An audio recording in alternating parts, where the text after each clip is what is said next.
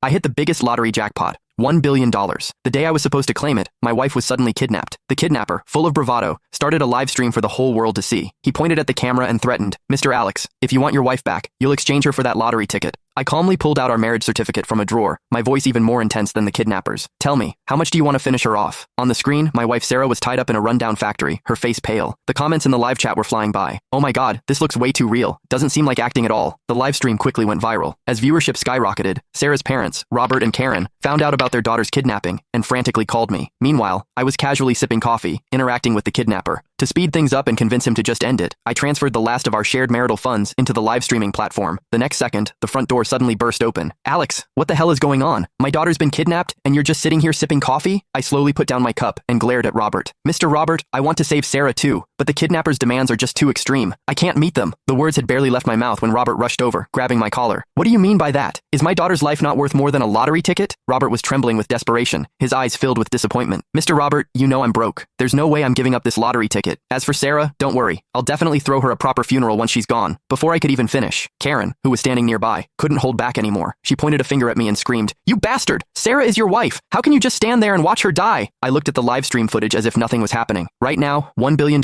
is definitely more important to me than your daughter's life. Just then, in the live stream, Sarah yelled my name at the screen. "Alex, I'm pregnant. If you don't want 2 lives lost, hand over that lottery ticket now." At her words, the comments exploded again. "What? They're kidnapping a pregnant woman? That's absolutely sick. Ugh, this poor woman. It's been so long, and her husband still hasn't done anything." Exactly. Money can be earned back, but if you lose your life, you really lose everything. As the live stream comments kept flooding in, the kidnapper grew visibly excited. He held up his phone with one hand, while the other grabbed Sarah's hair and forced her to the ground. A heart-wrenching scream for help immediately echoed through the video. "Honey, save me!" Sarah struggled to lift her head, her gaze fixed on the screen, tears still glistening in her eyes. The live stream audience was horrified by the scene, frantically pulling out their phones to call the police. Karen, seeing her daughter's miserable state on screen, stumbled and nearly fainted beside me. "Alex, did you hear that? My daughter is pregnant." I quirked an eyebrow. "So what if it's a kid? Once I claim my prize, countless women across the country will be lining up to have my babies." After a few more screams, the kidnapper's eyes were blazing red as he stared at the screen. "Mr. Alex, I'm giving you 1 hour to decide. Money or your wife and child." Mid-sentence, he suddenly grinned. "Oh, and I should warn you, I'm not a very patient man. Every 10 minutes, I'll chop off one of your wife's fingers until she bleeds to death." I sighed softly at my phone screen. "Don't bother with the fingers. Just go straight for the head. There's no way I'm giving you that lottery ticket. Forget about it." I turned to Robert and Karen. "I don't think you two need to worry too much. The police might have already located the kidnapper by now. Even though the live stream's IP address showed it was outside the country, the police might still find him." But Robert slammed his hand on the table. "Alex, everything you have now, you owe to our family. What right do you have not to save my daughter?" He wasn't wrong. The Roberts weren't super rich, but they were far better off than me, a guy who came from humble beginnings. Even my current job was thanks to Robert's connections.